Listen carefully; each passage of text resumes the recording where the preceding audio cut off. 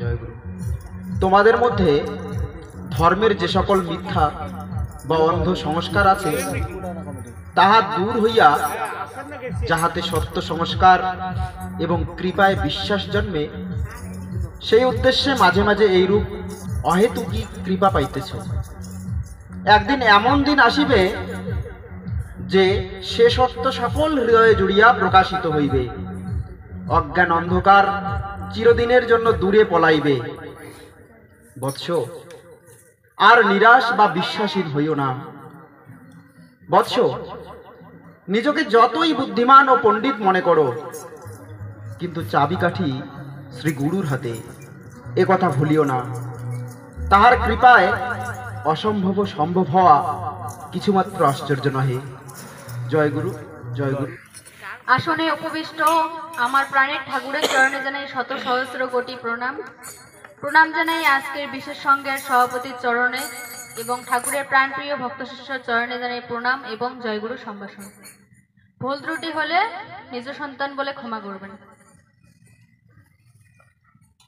যিনি জ্ঞান লাভ করেন তিনি শঙ্কর। এক শঙ্কর হইয়া গিয়াছেন বলিয়াই যে আর শঙ্কর হইবেন না, তাহার কোনো মানে নাই। জ্ঞানকে পরিপাক করিয়া যাহারা এই স্থূল জগতে দাস্য, সখ্য, বাৎসল্য ইত্যাদি নিত্যভাব অবলম্বন করিয়া জীবন অতিবাহিত করেন, তাহাদের অধিষ্ঠান আমি বহু ঊর্ধ্বে মনে করি। অনেকের ধারণা শঙ্করের মত বুঝি আর কেহ হইতে পারিবে না, কিন্তু এই ধারণা ভুল। আশীর্বাদ করি তোমাদের ভ্রান্তি বিদূরিত হোক।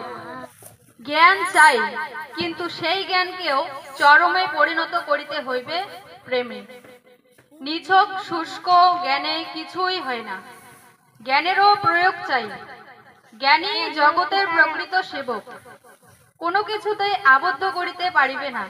এই সংস্কার, এই বল মনে প্রাণে আছে বলিয়াই জ্ঞানী সকলের সেবা অকুণ্ঠিত চিত্তে করিয়া যাইতে পারেন। আশীর্বাদ করি তোমরা প্রকৃত জ্ঞানী হইয়া উঠো।